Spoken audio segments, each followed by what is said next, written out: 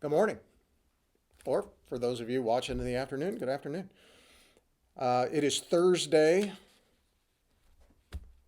Simple family tweet. Parent tweeted this one in. My 5-year-old said, "Mom, were you ever cool?" Not being mean, not slamming her, just kind of, "Mom, I'm just curious. Were you ever cool?" Hey, all your moms out there were cool. Here's the question of discussion. Where do you want to visit that you've never been? Where do you want to go that you've never visited? Let everybody in the family voice where they want to go. Life lessons from the life of Joseph.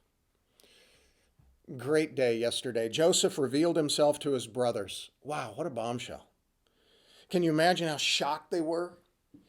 I'm sure they now recognize him. Before, they didn't have eyes to see because they didn't have a category for it. They didn't even go to the place. He looks a little bit like Joseph did. I'm sure he's adorned with Egyptian kind of outfit and the way they did their hair or not did their hair, the way they shaved it. But now they recognize him. Fear, joy at the same time, joy for their father Jacob. But at the same time, is Joseph going to retaliate? Is Jacob going to retaliate against us? Because once we let him know that his son's alive, then he's going to know that we were the ones that framed this whole thing. Maybe all of this mingled with the mystery of the hope that God is capable of providing. Because it's got to be mind-blowing to them. God has orchestrated all of this. How does he do that? Look at Genesis chapter 45, verses 16 through 28. Let me kind of go philosophical on you here for a second as we begin to look at this passage. Through history, it's easy to position yourself and wonder, how did a certain nation or a people group get to be where they were? For instance, for us today, you look at the nation of Israel. How did it get back to Palestine? Because you go back to 70 AD, the Romans conquered Israel, dispersed everybody, and for 1900 years, the Jews are dispersed all over the world. And then World War II happens. And horror of horrors, Jews are persecuted. 6 million are murdered systematically by the Nazis. Horrible. Then at the end of World War II, it's like, what do we do with these Jewish refugees? And at that point in time, 1946, 1947, I think it was the United Nations comes together and says, hey, let's put them back to Palestine. How in the world? 1900 years, they're gone. Now they're back to the promised land. Consider this story. There was really no major link between Israel and Egypt. Now Joseph goes from being a slave to a powerful position. Brothers return. And you and I know, as looking back, what starts off as a partnership between Joseph and Pharaoh's kindness to the house of Jacob, would slowly turn. And it would lead towards 400 years of slavery, where the nation of Israel would be in bondage in Egypt for 400 years. And then that would give rise to a time where God would be glorified through the Exodus by using Moses to deliver the people. All this to say, and this is always hard to hear, we stand in God's history. All of human history is God's story. We are a vaporous part of the story. Therefore, we are expendable for the glory of God. It's not about us. It's about God's story.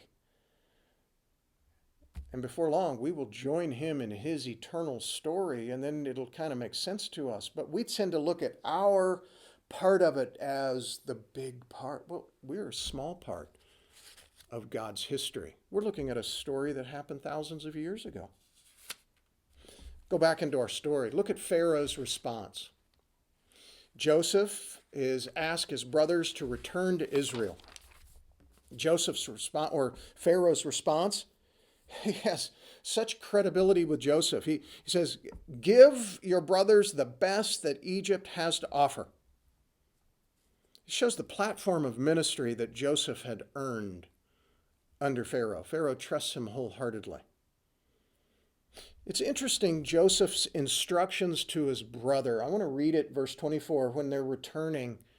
He says this, and I think, what an odd statement, or is it an odd statement? Verse 24 of chapter 45, he says, "So he sent his brothers away." They're going back to break the news to Jacob.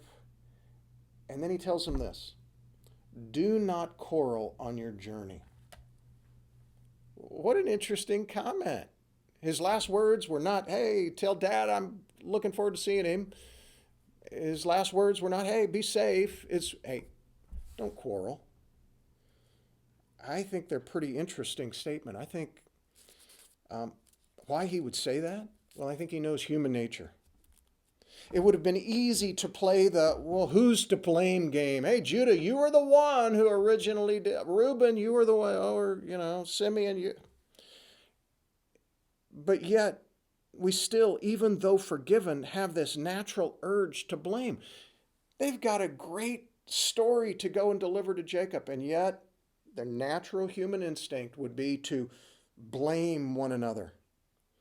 You know what? We are like that slave that Jesus talked about that had been forgiven of a debt we could never repay, and yet we make ourselves attempt to pay debts that someone else can't pay. Such divisive behavior. Here's the deal. In Christ, we have been forgiven of all of our seen and unseen offenses. Sure, there's consequences that need to play out, but we have been forgiven for all of our seen and unseen offenses, for those of us who have a relationship with Jesus Christ. And this forgiveness that has been established on the cross is still going on because Jesus still forgives us of our blunders. But let's be honest. We still go to the place of blaming somebody for their mistreatment of us.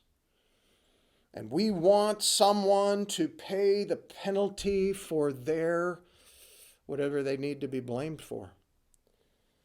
Well, Jesus did pay their penalty. Someone did pay the penalty. It was Jesus. And he paid it on the cross. So the question this morning is one of those more contemplative, who do you need to forgive so that that person stops living in your brain? Who do you need to forgive? Because if you don't forgive, you're just going to be bitter towards them. And think about this. Jesus forgave you of all of your seen and unseen sin. All of the most evil thoughts you've ever thought. The stuff you'd never tell anybody else. Jesus has forgiven you of those.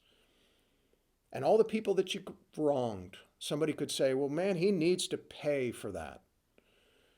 Well, someone did pay for that. It's Jesus. So you don't have a right to make someone pay for something that Jesus has already paid for. So who do you need to forgive? Spend some time doing that. And we'll see you tomorrow.